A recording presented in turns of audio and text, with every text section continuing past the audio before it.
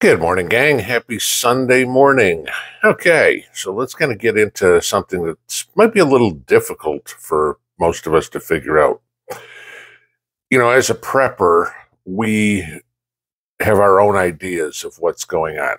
We participate in community like this one, many others, okay, whether they're online or in the real world. And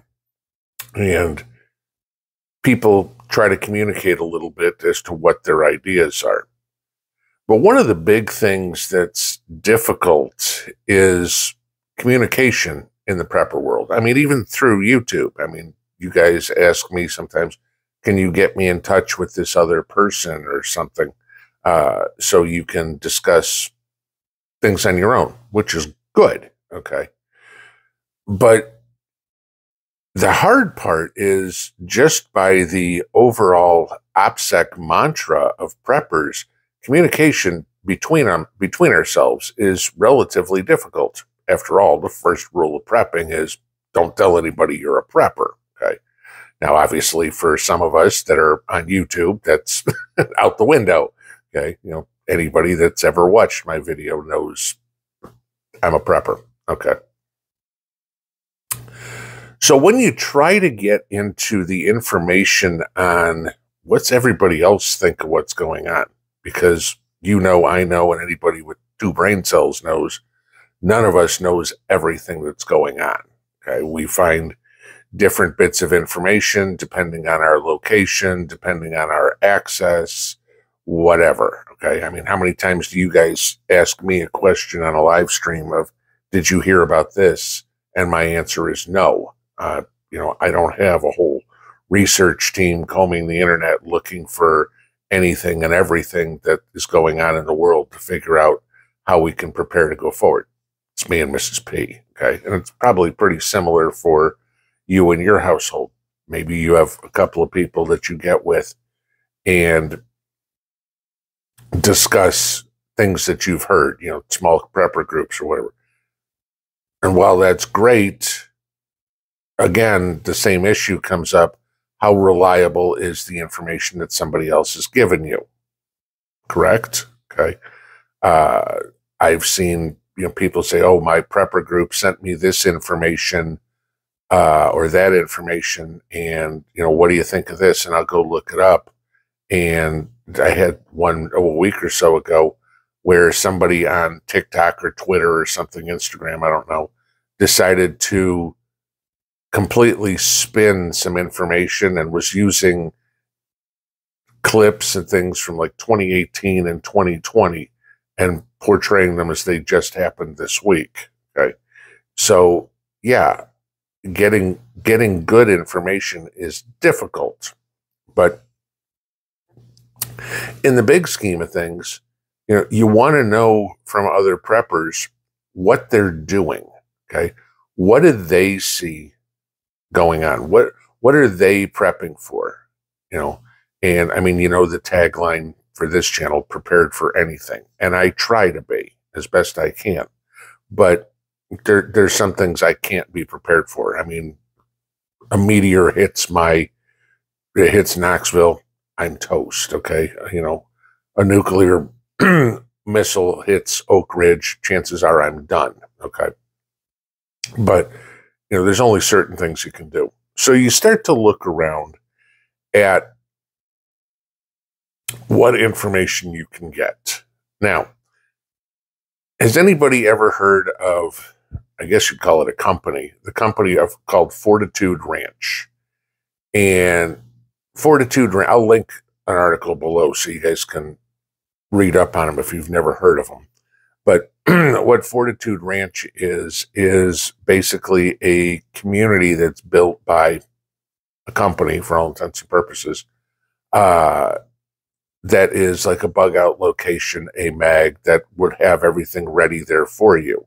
The shelter, the water, the power, the whatever. And okay, you could say, well, gee, this is kind of like participating in the same thing like the politicians' bunkers that they have in Washington or in West Virginia or, under the Rocky Mountains. Okay. And for some people, it may be a good idea.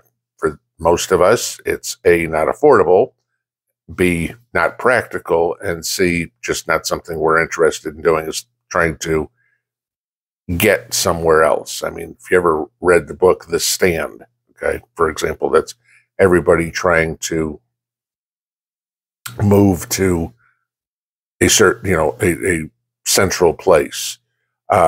You go through 1 Second After, which we talk about many times. And, if it was the third book, I think it was, that bunker system that they found underground that was literally an entire city underground. Okay. We don't have the ability to do that. So we do what's best for us, how we think we can survive whatever pending disaster happens. But so that brings up the question of, what do most preppers think is our greatest risk?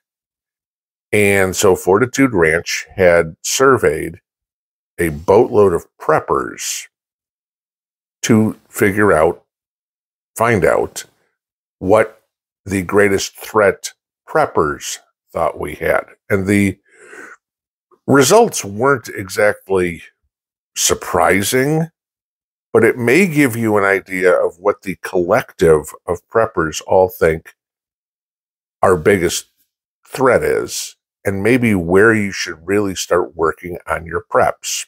Okay. The number one thing that preppers as a whole thought was the biggest threat to us was the loss of the electrical grid. More than 50% of preppers figured that is the big thing. Now, whether that's from a solar storm like the Carrington event, whether that's from an EMP, whether that's from hacking the grid, whether that's just because the grid is, held together with, spit and bubble gum, who knows, okay? But the number one issue that preppers as a whole worry about is the loss of the grid, okay? And again, you think about the snowball effect with the grid. No grid means no communication, no phone, no internet, no TV, chances are no radio, whole 9 yards there. It means no water. It means no heat. It means obviously no electricity, but all the things that need electricity to run. It means no gasoline, because gas pumps need electricity. That's the number one thing that the prepper community fears. Okay. So then the question comes, how are you prepared for an electrical grid outage? I mean, long term, not talking about 6 hours, and the power's out. We're talking about days, weeks, months, forever. How are you prepared for that? And again, I want to reiterate something here real quick. It's possible to live through that, no problem. I mean, guys, electricity in the house is only something that's been around for 120 some odd years, maybe? Okay. There's people on this channel I knew that grew up in houses that didn't have electricity, that didn't have toilets, that didn't have running water. Okay.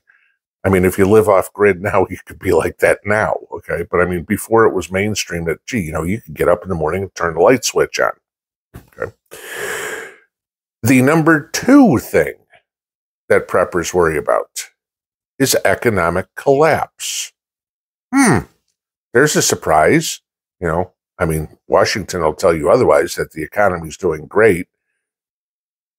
Anybody that looks at any sort of price at a store, name one, the debt, however you want to look at it, pretty much anybody can figure out that an economic collapse is highly probable. Over 40% of preppers think that is one of the big things that we have to worry about. And that's what they're preparing for. How are you prepared for economic collapse? Do you have things of value that can be used as barter tools? And we've talked about barter many times. I mean, gold and silver is going to be the most common one. You know, people say beans, bullets, band-aids, skills, whatever, are good barter things. And I agree to a point, okay? If you're going, I'm going to trade my medical knowledge for everything you need. If I'm not injured, I don't need your medical knowledge. Therefore, I'm not giving you a can of beans, okay? Just giving you that as an idea. This is why we have and humanity has had it for centuries. This is why we have a generic currency. You know, this can be traded for anything.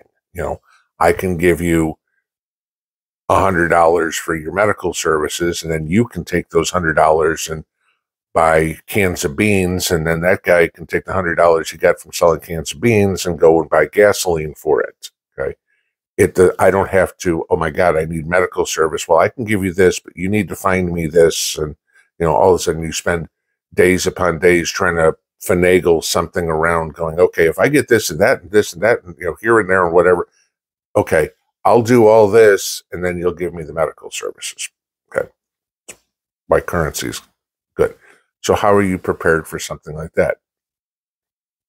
Be it gold and silver, be it dollars, be it euros. I mean, some people have other currencies. You know, I mean, like I said, euros or yen or yuan or rubles or pesos, whatever, you know, that they stockpile as well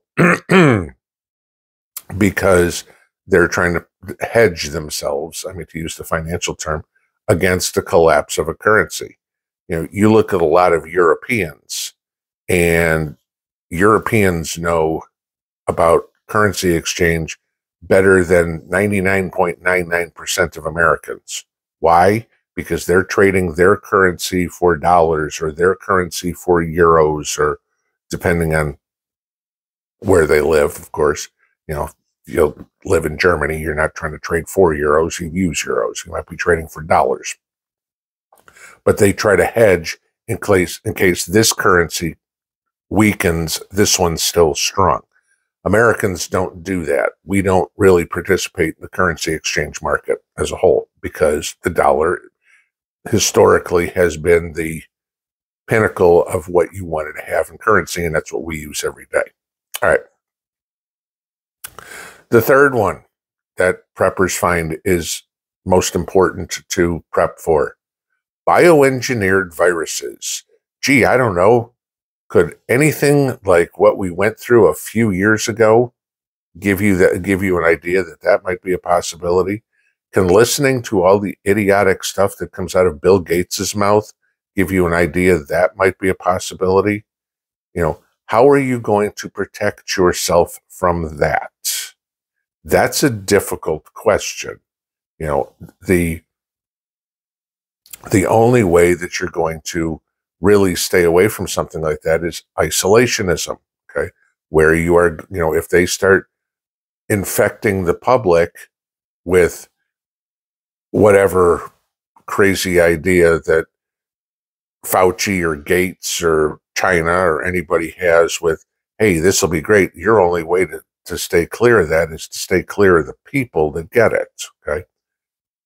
How are they going to do it? We've talked about, you know, bioengineering food. We've talked about the spraying that goes on, you know, from the air. That's a tough one, but those are things that people try to prep for.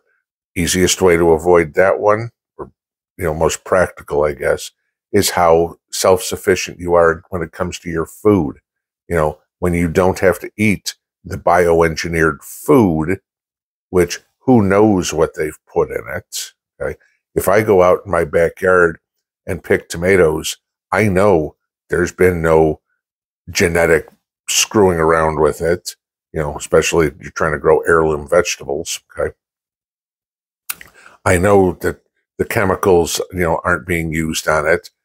Granted, I can't stop any of the overhead spraying, you know, but if you got a greenhouse, okay, now you're getting away from that. Doesn't mean that the overhead spraying doesn't get in the soil leaches to your, you know, you're trying to prevent as best you can. Nothing is 100% certain, okay? But How can you do things like that? Okay. And then the last biggest one, that these three are all over 40%. So like I said, the grid was over 50. Everything else is down below 20. Okay. Domestic civil war. Going into the 2024 elections, and I know a lot of you guys are going to say they're never going to happen. I'm not going to discount that. Okay. I hope that we are still a civilized society, and we do, but I'd put it at 50-50. Okay. Whether or not we have an election next year.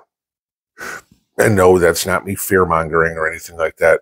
All I know is it'll be a cold day in hell before the Democrats voluntarily give up power. They cheated their way in. They sure as hell aren't going to go, oh, okay, we lost this one, we're just going to leave. Okay.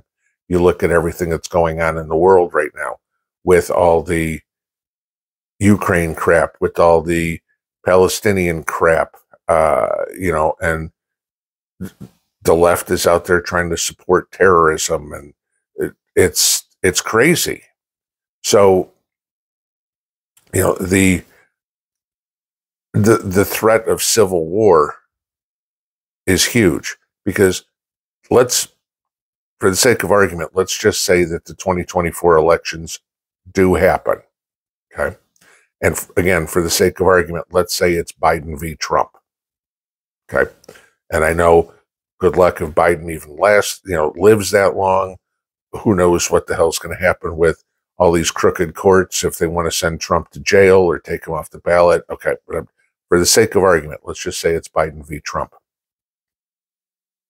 With the vitriol that's going on out there, what do you think happens if Trump wins the election? I don't know. Go take a look at Seattle or Portland or Minneapolis from a few years ago. I might give you an idea. Cities are going to burn. Okay.